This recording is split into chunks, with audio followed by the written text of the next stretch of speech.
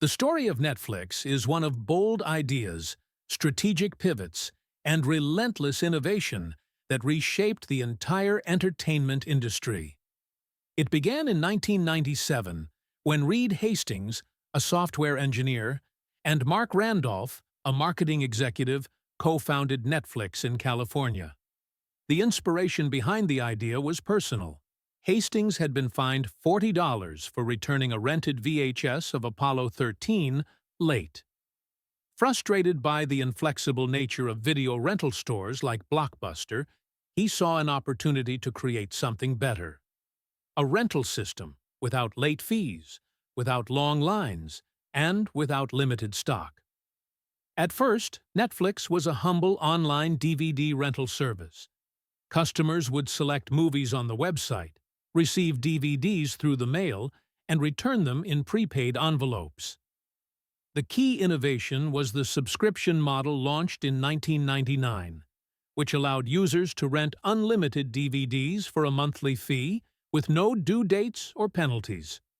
This model emphasized user convenience and loyalty, a revolutionary shift from the pay-per-rental approach of the time. Netflix began to attract attention but faced a massive competitor in Blockbuster, a giant in the rental industry. In 2000, Netflix offered to sell itself to Blockbuster for $50 million. Blockbuster declined, believing online DVD rentals were a niche market. That decision would prove fatal. Netflix, though still small, continued to grow and refine its service. Its recommendation algorithm, powered by user ratings and preferences, made movie discovery easy and personal. The true turning point came in 2007, when Netflix introduced streaming video on demand, allowing subscribers to watch select movies and shows instantly over the Internet. At the time, Internet speeds and infrastructure were just beginning to support video streaming. But Netflix saw the future before anyone else.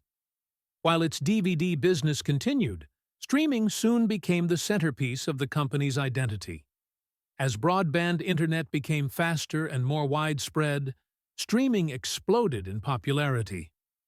Netflix's user base grew rapidly, and the company expanded to international markets starting in 2010, eventually reaching over 190 countries. But it wasn't just convenience that drew users in. It was the content.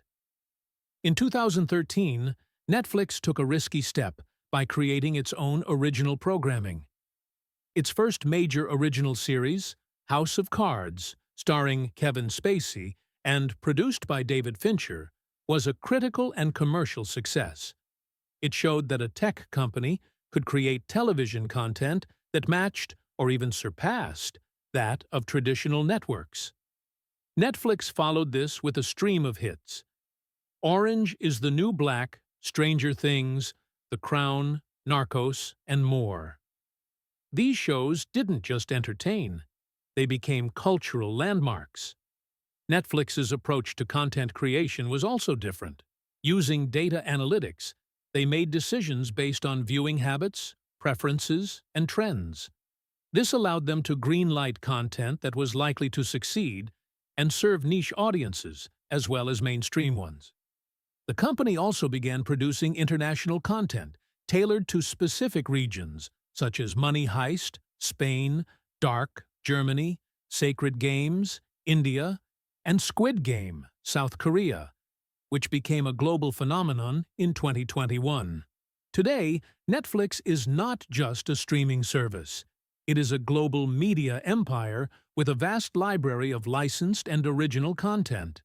It has won Emmy Awards, Golden Globes, and even Academy Awards, competing head-to-head with Hollywood's biggest studios. With more than 230 million subscribers globally, it remains one of the most influential forces in modern entertainment. The success of Netflix came from its willingness to disrupt itself. It went from mailing DVDs to streaming content to producing original films and series, constantly adapting to technological change and audience behavior. Where others saw risk, Netflix saw opportunity. It is a story of vision, risk-taking, and innovation, and a reminder that even the simplest frustration, like a late fee, can spark an idea that changes the world.